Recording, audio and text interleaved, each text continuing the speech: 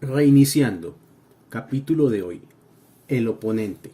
Abierto todo el día, todos los días del año. En nuestro capítulo anterior hablamos mucho del reino del 99%, que es la verdadera realidad, que es la luz espiritual. Y el reino del 1%, que es nuestro mundo físico y lo que alcanzamos a ver en él.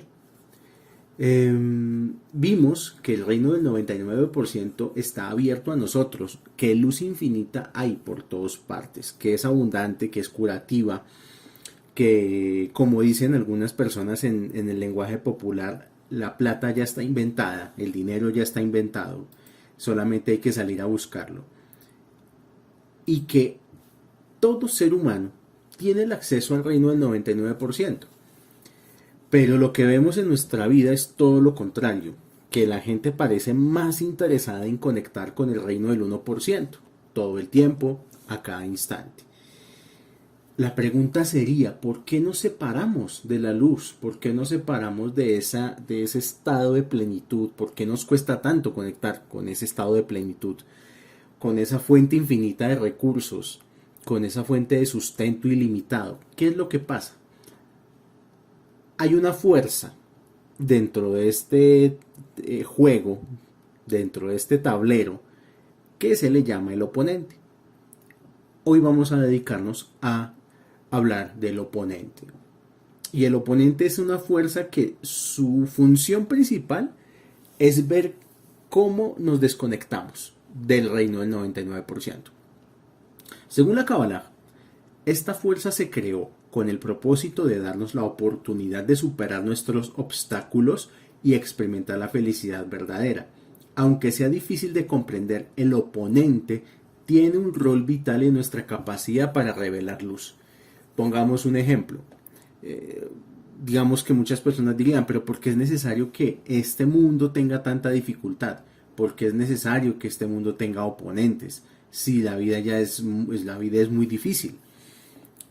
Pongamos un ejemplo. Imaginémonos al equipo más poderoso del mundo de fútbol, el Real Madrid. El Real Madrid, al ser un equipo tan poderoso, tan ganador a todo nivel, pues digamos que si le gana a un equipo de una categoría inferior, de la B, a un equipo con menos estrellas, a un equipo con menos dinero, menos inversión, pues no se sentiría tan bien ganarle a un equipo así. O sea, el Real Madrid se siente realmente bien es cuando le gana al Barcelona. O sea, esa es realmente la felicidad del Real Madrid y de sus hinchas. Que, que puedan vencer al equipo más poderoso. Eso es lo que espera Dios de nosotros. Y por eso nos pone un oponente a la altura de nuestro nivel. O sea que para nosotros poder revelar luz tenemos que tener una gran oposición a esa revelación de luz. Muchas veces las personas me cuentan que cuando empiezan el camino de la cábala, eh, conectar es muy difícil. Que antes de estar en cábala tenían más facilidad para muchas cosas, eh, para cosas relacionadas con placer, con la vida licenciosa, con fiestas, con ropa fina, con placeres del mundo, sea cual sea. Pero que cuando necesitan dinero para comprar un libro, les cuesta demasiado. No saben qué es lo que pasa, pero necesitan comprar su sidur para aprender a rezar y no encuentran fácilmente el dinero. Necesitan Shabbat y justamente que empiezan Kabbalah ya no tienen los sábados libres, ya se presentan dificultades en el trabajo para guardar los sábados. Entonces la pregunta es, bueno, ¿por qué para las cosas mundanas hay tanta facilidad y por qué para las cosas espirituales hay tanta dificultad? Y la respuesta es lo que vamos a hablar hoy, que es el oponente. Este oponente, que también la literatura y hasta la religión lo nombra y es también conocido como Satán, no es un tipo vestido con no sé, con cacho y con cola, con cachos y con cola, o con alas de murciélago, o con un tridente. No es esa imagen que nos ha vendido Hollywood de lo que es el Satán. Realmente una persona que quiera conocer al Satán, y esto va a ser preludio cuando terminemos este libro reiniciando, vamos a empezar a un libro que se trata única y exclusivamente de conocer al oponente. Bueno, les cuento que el oponente es nuestro propio ego. O sea, cuando busquemos la idea de Satán, el Satán es el ego. Y todos tenemos ego, hasta la persona más humilde del mundo, hasta la persona más sencilla, algún nivel de ego tiene. Estamos acostumbrados a pensar que las personas con ego son esos individuos insoportables que no pueden dejar de hablar de sus grandes éxitos o de su cuenta bancaria o de sus logros profesionales. Sin embargo, las personas que sufren de baja autoestima, de vergüenza o de sentimientos de inferioridad también tienen mucho ego. El ego es como un actor que se puede poner mil máscaras. El ego puede estar en personas prepotentes, sí, no lo niego. El ego puede estar magnificado en personas que lo único que quieren es mostrarse todo el tiempo a sí mismas. Pero también el ego puede estar disfrazado de sentimientos de inferioridad, de complejos de inferioridad, de baja autoestima.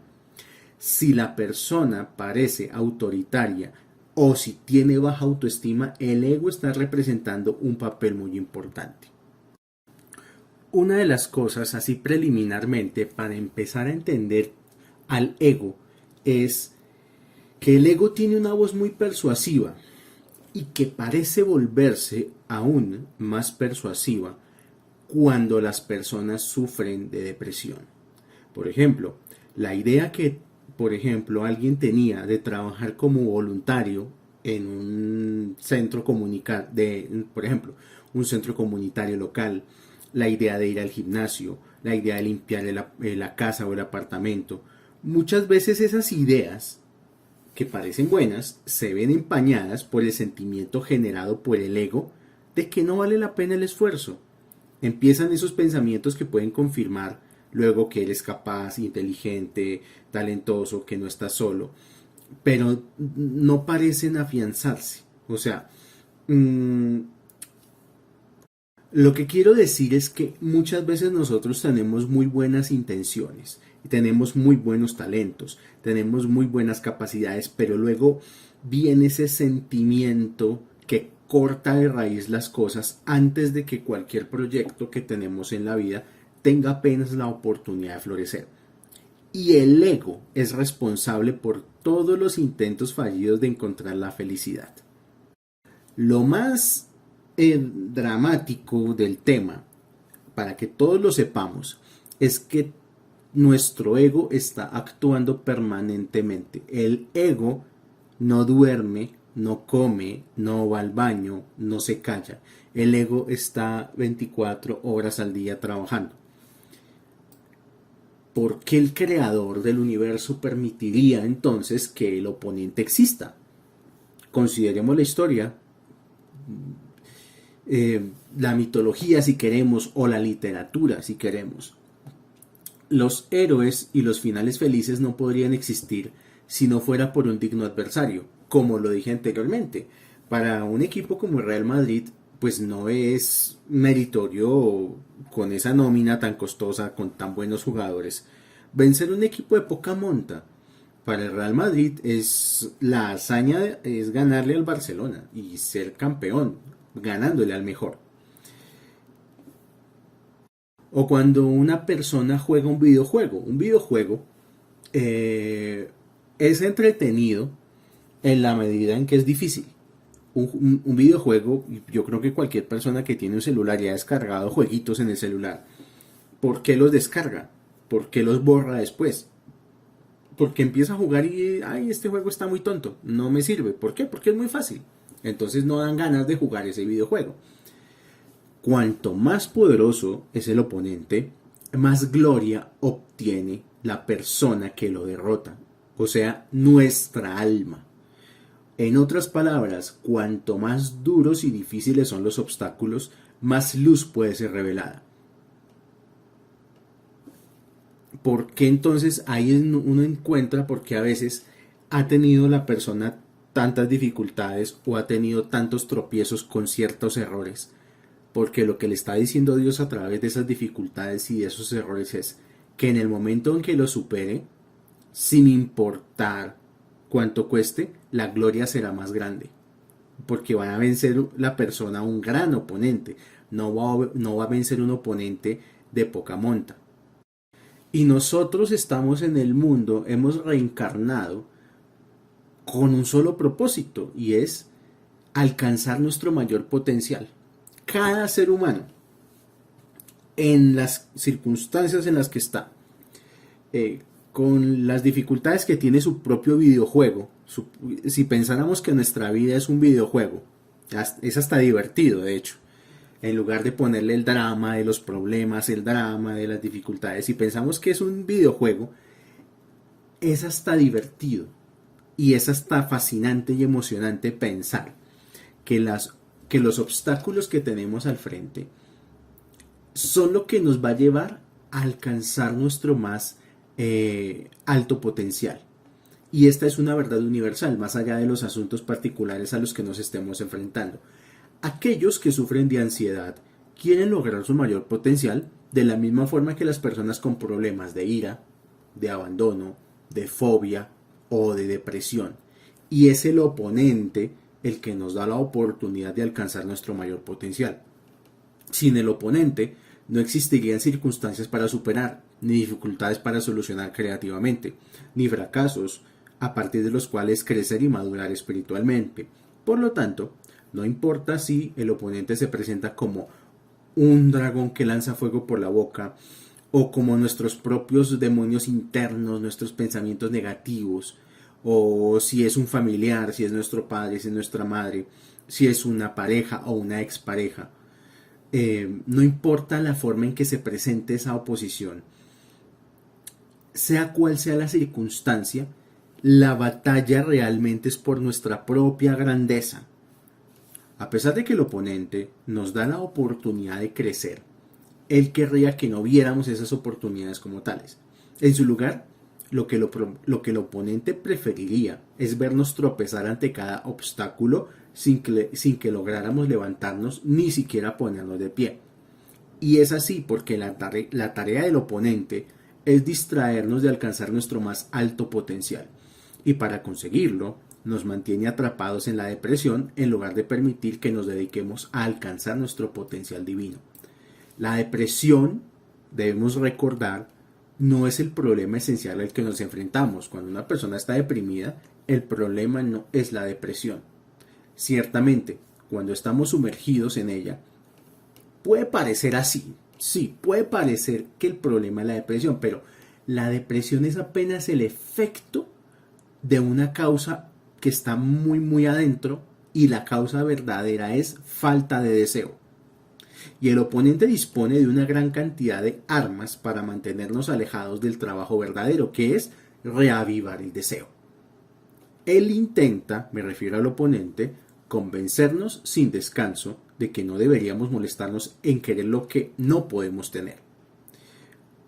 Nos dice que las cosas siempre serán así y que nunca lograremos cambiar. El oponente es conformista, el oponente nos hace pensar que no somos capaces, nos hace pensar que no tenemos talento, que no lo vamos a lograr, que para qué nos esforzamos. Estas son las palabras que usa para mantener nuestros deseos en estado latente. El problema es que el deseo nunca desaparece, nuestro deseo de progreso está ahí. El oponente nos ha convencido de que no debemos querer nada porque nada vale la pena, ni siquiera luchar. Una vez me correspondió conocer a una persona que tenía una frase pues un poco dolorosa y triste pues para esta persona, pero esta persona decía que el que nada espera de los demás jamás será decepcionado. Esta es una frase que abre las puertas fácilmente a un estado de depresión, porque es renunciar a cualquier esperanza, renunciar a cualquier expectativa. a esperar algo de otra persona o incluso a esperar algo de sí mismo. Ahí es cuando vemos que también en la depresión se oculta el Satán y, y nos vuelve adictos a la conmiseración, a tener lástima por nosotros mismos, a decirnos siempre ese discurso de que somos víctimas, víctimas, víctimas. Y para una persona no hay nada más peligroso que encasillarla dentro del rol de víctima. Una persona que toda la vida se identifica a sí misma como víctima, lamentablemente va a sentir que no tiene poder por sí misma y que todos le debemos algo. Yo creo que en toda familia siempre hay algún miembro de la familia que es la víctima, que es el que le fue mal en la vida y que siempre fue por culpa de los demás, no por culpa de sí mismo o de sí misma, y que siempre hace sentir a los demás culpables de su propio estado, de su propia derrota, de su propio fracaso. Entonces, no necesariamente el ego es de personas prepotentes, de personas arrogantes. El ego también se oculta en personas que quieren manejar un bajo perfil, en personas que no se quieren esforzar, en personas que no quieren generar deseo, y porque ese es un estado de zona de confort. El simplemente derrotarse y asumir un rol de derrotado, eso también es ego y eso también es una forma en la cual el Satán anula a la persona. Ahora, una de las técnicas del ego para mantener nuestra vasija pequeña y nuestros deseos al mínimo es mantenernos constantemente enfocados en nosotros mismos. Una persona típicamente que entra en depresión es porque solamente tiene tiempo para sus propias cosas o para pensar en su propia felicidad o para pensar en sí misma. En el mundo del ego, nadie es más importante que uno mismo. Por esta razón, el ego nos incita a creer que las acciones de los demás y sus respuestas tienen que ver con nosotros. En otras palabras, el ego quiere que nos lo tomemos todo de forma personal. Siempre que uno ve ego, es persona que todo se lo toma a pecho, todo se lo toma personal. Por ejemplo, podemos confundir la búsqueda de la felicidad de un amigo con un deseo deliberado y hacernos sentir mal. Pero porque una persona, especialmente un amigo, querría hacernos sentir miserables. Por muy loco que pueda parecer, el ego puede convencer a cualquiera de que vaya por este camino tan negativo.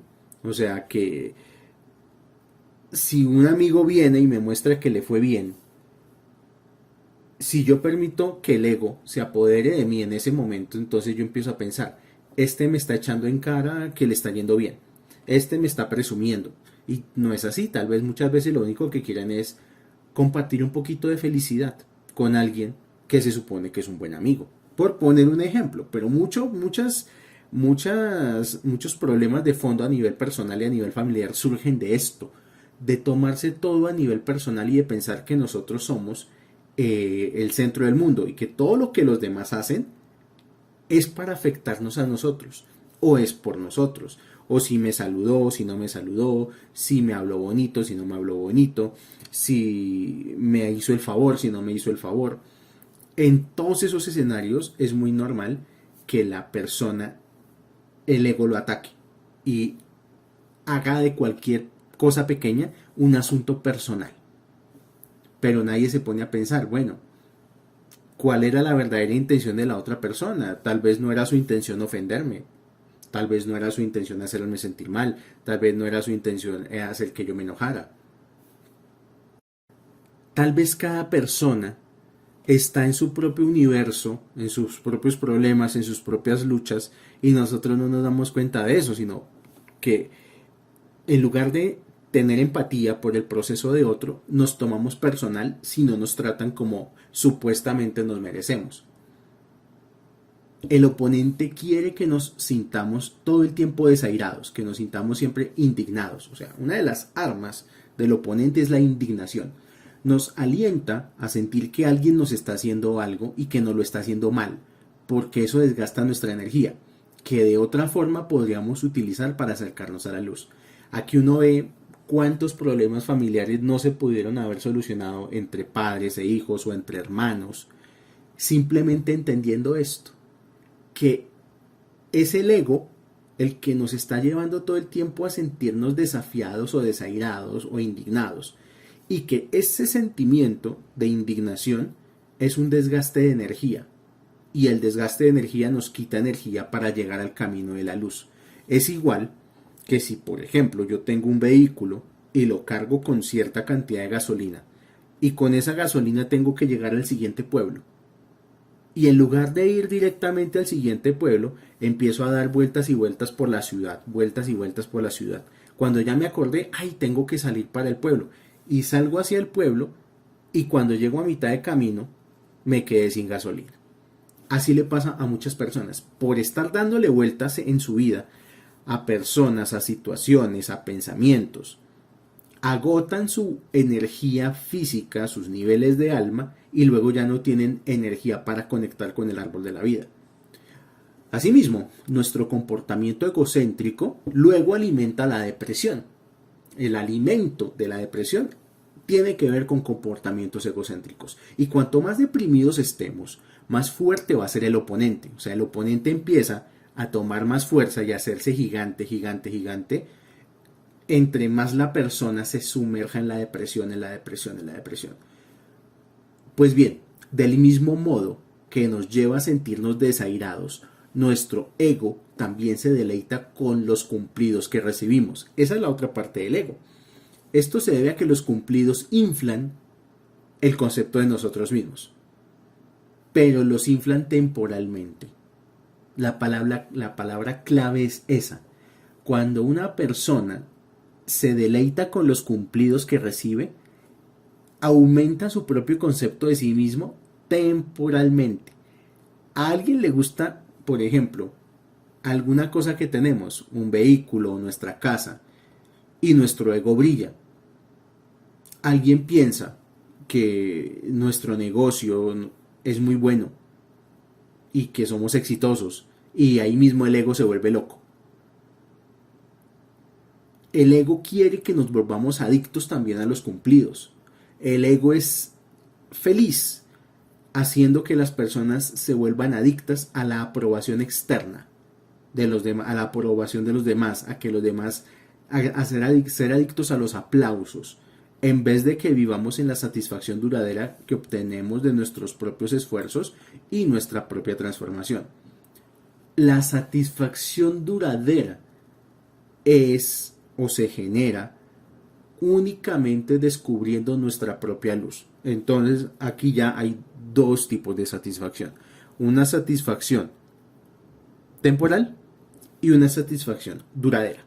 La satisfacción temporal proviene de todo aquello a lo que el ego le haga feliz, pero eso se va a acabar y la persona va a tener necesidad de más aplausos. Y de hecho, le pasa mucho a los actores, actrices, a muchos artistas, que se vuelven adictos de los aplausos de su público, que no se resignan a que su tiempo ya pasó y que quieren seguir vigentes. Le pasa a muchos influencers que digamos que en las redes sociales el aplauso son los likes y son las visualizaciones. Y hay personas que por visualizaciones son capaces de denigrarse de maneras impensables. Eso es ego y es satisfacción temporal.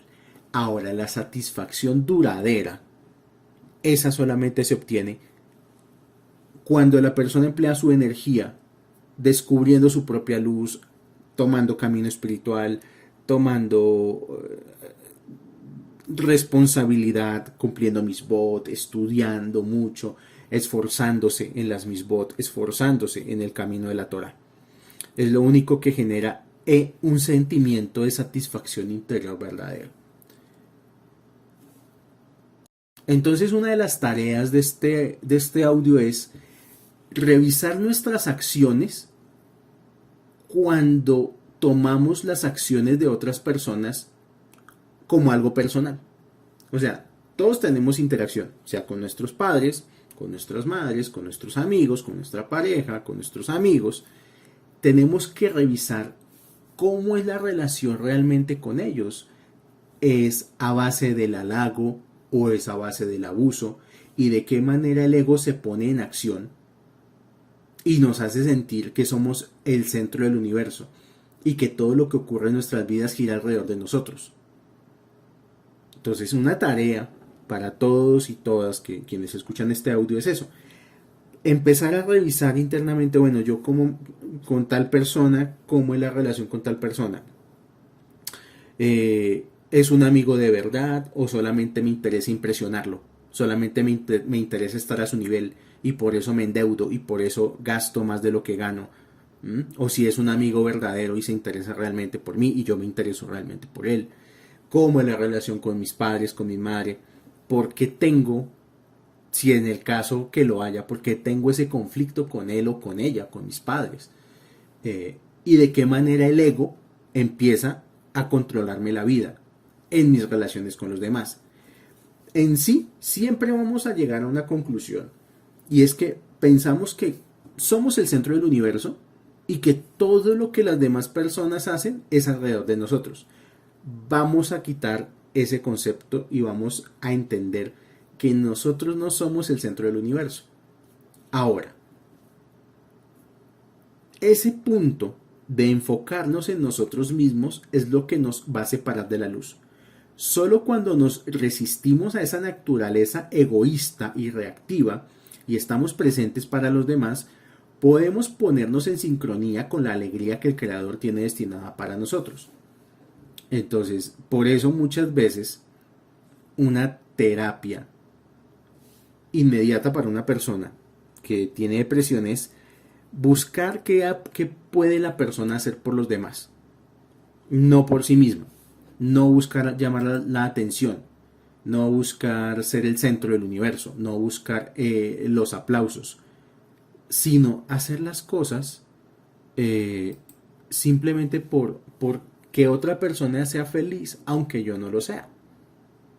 Cuando uno empieza a dar en lugar de querer recibir, la depresión solita se está empezando a desvanecer. Pero es un proceso. Ahora, el oponente es muy astuto, por decirlo menos. Siempre es más astuto que nosotros. Al oponente le gusta utilizar el tiempo para que la vida nos parezca fortuita y caótica. Nos hace creer que las cosas nos van a suceder de manera súbita, casual e imprevisible. Esto es uno de los temas que como estudiantes de Kabbalah vamos, digamos, a tratar de conectar y de explorar. Porque muchas personas piensan que todo lo que les pasa en la vida fue casualidad y pasó de manera imprevisible. Y muchas personas, y pues este audio está dirigido principalmente a quienes han sufrido de depresión. Entonces, las personas que han sufrido o sufren de depresión creen que gran parte de la vida, por no decir que toda la vida, les ha sucedido repentina y aleatoriamente. O sea que eran felices y de repente la suerte los abandonó y de repente las cosas dejaron de ser como eran antes. Y muchas veces la persona que sufre de depresión no toma responsabilidad, sino busca que sea el destino que le tocó, las circunstancias en las que creció, la familia que le tocó, que sean los culpables. Ahora, ¿cuántas veces hemos usado la expresión de repente? De repente perdí tal cosa. De repente la relación se acabó. De repente el trabajo empezó a desaparecer. Hasbe Shalom. De repente. O sea, pero ¿cuán de repente nos ocurren las cosas realmente? Porque si la realidad funcionara de repente, pues ¿por qué mi casa de repente no es el doble de grande? ¿O por qué de repente una semilla no se convierte en un árbol ya con frutos? ¿Por qué? No, porque lo repentino implica caos. Y el caos es un aspecto de nuestro querido reino del 1%. Una persona que piensa que las cosas le pasan de repente es porque está conectada con el reino del 1% a full. O sea, está en ese nivel de conciencia. Y ese nivel de conciencia se llama caos. Y en el caos cualquier cosa puede suceder. Y la persona que conecta con la conciencia del caos siente que no tiene control de su vida. Vamos a entender una cosa. Las cosas no nos suceden. Somos nosotros los que nos sucedemos a nosotros mismos. Vamos a ver. Esto significa que nosotros moldeamos nuestra propia vida. Nosotros mismos hemos escogido la forma en que vemos el mundo, empezando por ahí. Hemos dicho, o he dicho en varios audios, no solamente de este libro, sino de otros, que la realidad física exterior es un reflejo de lo que hay en la propia mente. O sea que todo lo que vemos afuera es un espejo de lo que hay en mi propia mente. La Cábala nos dice eso, que moldear la vida es entender que nuestra mente es la que fabrica la realidad. La mente es una fábrica de sucesos. La mente fabrica universos. La Cábala por eso habla de que hay que rezar, de que hay que meditar, de que hay que conocer a profundidad estados de conciencia relacionados con meditación, con los nombres de Dios. Porque lo que hay detrás de todo eso es aprender a controlar nuestra propia mente. Una persona que controla su mente, que controla sus pensamientos, puede controlar su vida.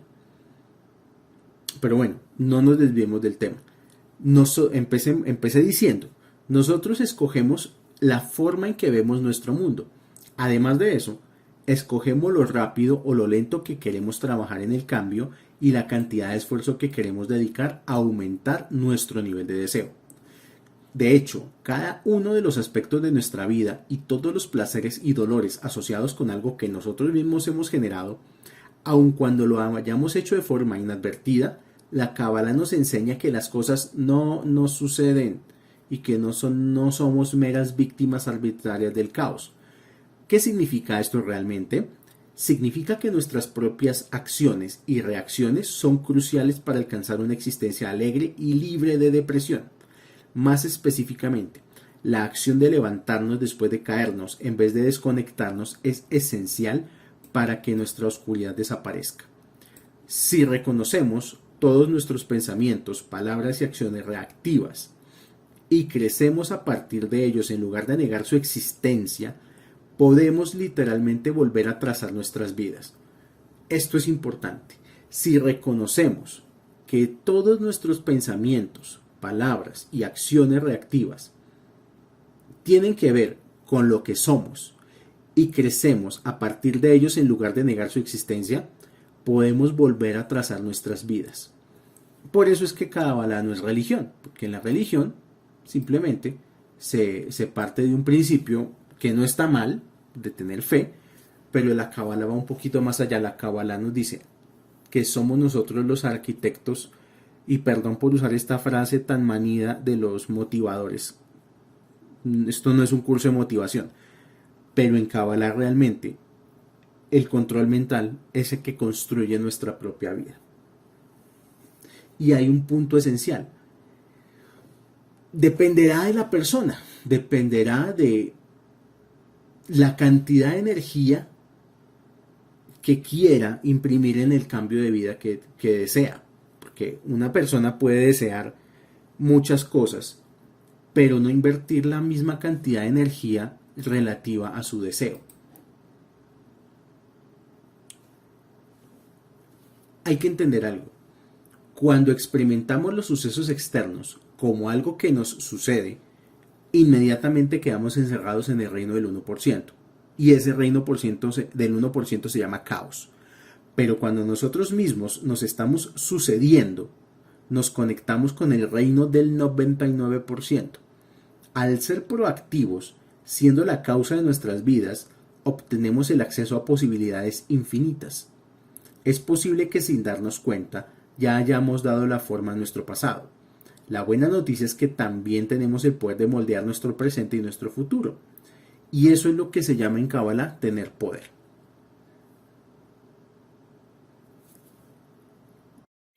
Muchas personas, por ejemplo, sin saberlo, están programadas o autoprogramadas para crecer espiritualmente solo a través del dolor y el sufrimiento. ¿Por qué? Porque muchas personas solamente se cuestionan las cosas o se cuestionan la vida cuando les llegan problemas. O sea que muchas personas únicamente cuando tienen problemas es que se preguntan, ¿por qué, Dios mío? ¿Por qué me mandas esto? ¿Por qué me suceden tal y tal cual cosa? ¿Por qué? Pero cuando la persona siente placer, cuando la persona le está yendo bien, cuando tiene las cosas bien en su vida, nunca se pregunta nada. La persona que le está yendo bien en la vida se sienta solamente a disfrutar de que le está yendo bien en la vida. Y eso nos pasa a todos.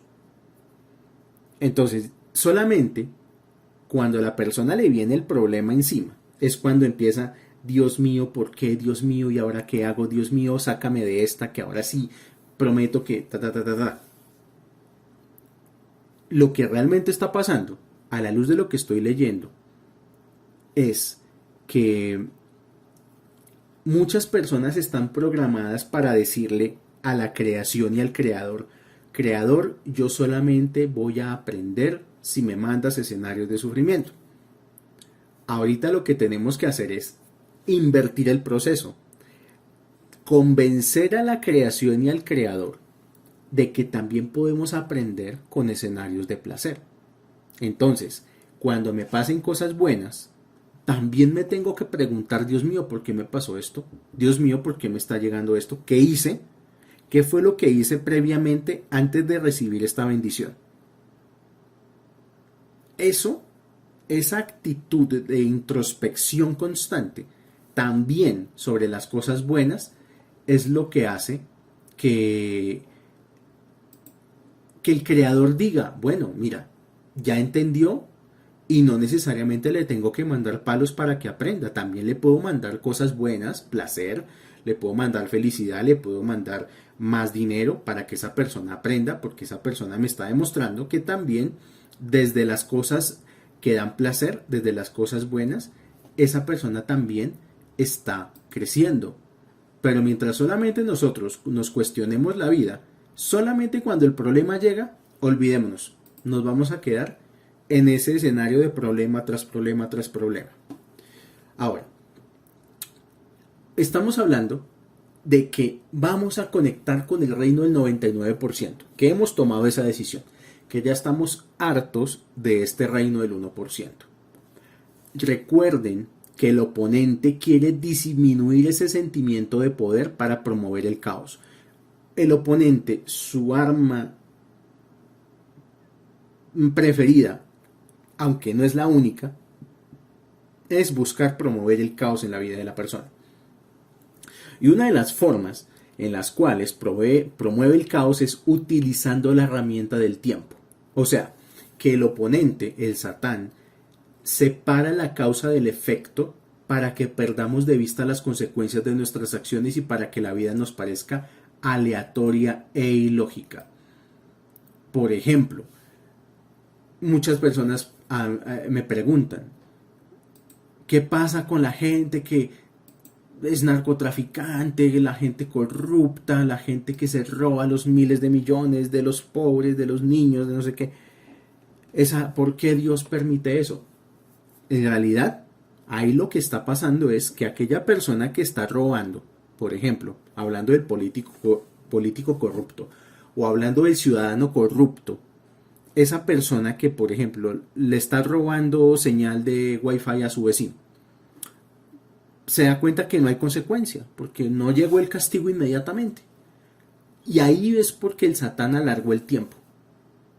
Entonces la persona dice, no, pues no pasa nada. Entonces ahora me voy a robar tal cosa. O entonces voy a pedir un dinero prestado y no lo voy a pagar. O entonces voy a hacerle trampa al sistema. Nuestra vida, la vida de las personas, empieza a volverse caótica de esa manera, porque el castigo no llega inmediatamente después de la acción, sino que hay un estiramiento entre la causa y el efecto. Entonces la persona piensa que no va a pasar nada y que puede seguir portándose tan mal como quiera, pero la cuenta de cobro tarde o temprano también el oponente la va a pasar. El oponente nos alienta a creer que porque un hecho ocurrió en el pasado y sus efectos se manifiestan en el presente, las dos circunstancias no están conectadas. Así, una consecuencia negativa puede parecernos un hecho repentino y fruto del azar. Este lapso de tiempo entre la causa y el efecto puede crear la ilusión de que las buenas acciones no obtienen recompensa y las malas acciones no reciben castigo. Por lo mismo, porque personas llegan aquí a este conocimiento, a la Torá, y piensan que porque ya están rezando o porque ya están estudiando, inmediatamente la vida les tiene que cambiar y ya tienen que tener todo solucionado. O sea, son personas que llegan a este conocimiento desde el ego, desde el deseo de recibir.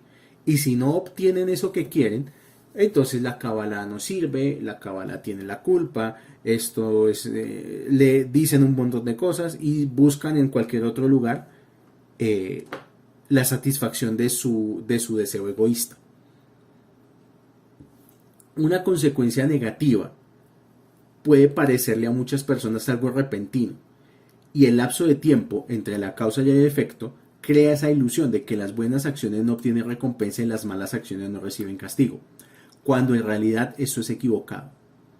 Es probable que una acción que cometimos hoy lleve días, semanas, meses, décadas o hasta encarnaciones, pero las acciones siempre tienen consecuencias, acciones buenas o acciones malas, y las causas siempre tienen efectos. Cada cosa que nosotros hacemos es como una semilla que plantamos. Cada vez que gritamos a alguien, o cada vez que ayudamos a alguien, o cada vez que dejamos de ayudar a alguien, esos son semillas que plantamos. Y pueden ser semillas alimentadas por la luz o alimentadas por el oponente. Y en algún momento en el futuro se revelarán. Entonces, cuando una persona está llena de problemas, los problemas son fruto de un árbol que sembró hace bastantes años y que la persona no se dio cuenta y ahora es que se está viendo esa situación. Quiero terminar este audio, dejarlo hasta aquí y pues dejar esa tarea de analizar nuestro ego, en donde nuestro ego tiene más reactividad. Por ejemplo, hay personas que les molesta cosas tan tontas como la forma en cómo apretamos la crema dental en el baño. Hay personas que les molesta que les digan cierto tipo de palabras. Hay personas que les molesta cierto tipo de acciones o cierto tipo de personas. Este audio tiene como objetivo empezar a conocer al oponente. Ya lo estudiaremos en un libro más adelante, más a profundidad, pero tenemos que empezar a conocer dónde está nuestro deseo de recibir egoísta. Y tenemos que empezar eso es parte de conocernos a nosotros mismos. Empezar a conocernos a nosotros mismos nos ayuda a tener control y recuperar el poder de nuestra propia vida. Y empezar a conectar con el árbol de la vida. Gracias por su tiempo y cualquier pregunta es muy bien recibida. Shalom, shalom.